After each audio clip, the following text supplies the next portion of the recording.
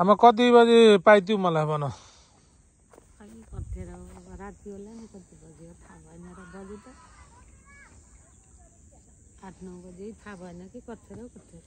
राति हो कति बजे थाहा भएन आमालाई सोध्त कति बजे हो मलाई हेर कस्तरी मिच्छी कि हेर तँ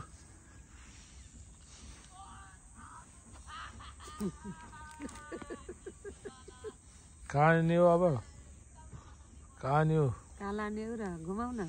म त कोही पनि लान सक्दैन कसैलाई लानु पर्यो र राम्रो ठाउँमा घुमाउ न पैसा त्यही थियो र मलाई घुमाउने हो पैसा त तिमीले कमाउने हो कमाउन मैले गएर चोर्न भएन गरेर कसैको छैन कमाउन सकेन कसैको चोर्ने होइन झुट गर्ने होइन आफ्नो सोझो काम गरेपछि आफू सोझो भएपछि सोझै पर्छ राम्रो काम सोझै पर्यो सोझै आमा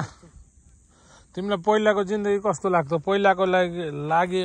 पहिलाको सही कि अहिलेको सही अब पहिला त के सही भन्ने अहिले सही भएछ नि तिमी सानो हुँदाखेरि मनी जात्रा हुँदाखेरि के गर्थ्यौ के गर्ने हो घाँस काट्ने दाउरा गराउने अब ओ मान्छे यता हेर त बाँझो खन्ने बाँझो पनि खन्यौ तिमीले भारी बोक्ने अब त्यस्तो त खाने अब भोग्थ्यो तिर्ख्यो थाहा भएन कहिले कस्तो खाइयो कहिले भोकै पनि गरिदियो कहिले कता दुखिदियो कहिले कता दुखिदियो जान्दैन त्यस्तै त हो साना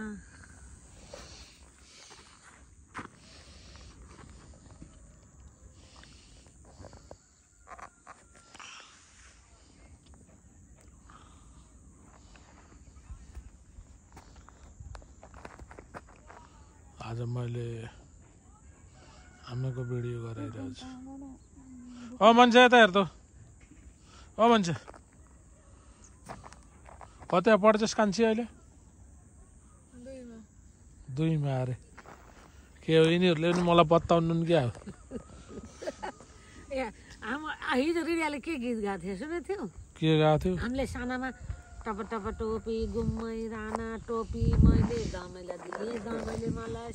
दियो मैले गोठल दाइलाई दिएँ गोठल दाइले मलाई घाँस दियो घाँस मैले भैँसीलाई दिएँ भैँसीले मलाई दुध दियो दुध मैले खिरा खाएँ अनि त्यहाँबाट अनि के जाति दुध दियो दुध मैले खिरा पकाएँ घोडा आयो तिमीले जानेनौ क्या डिलिट गरेर पर्ख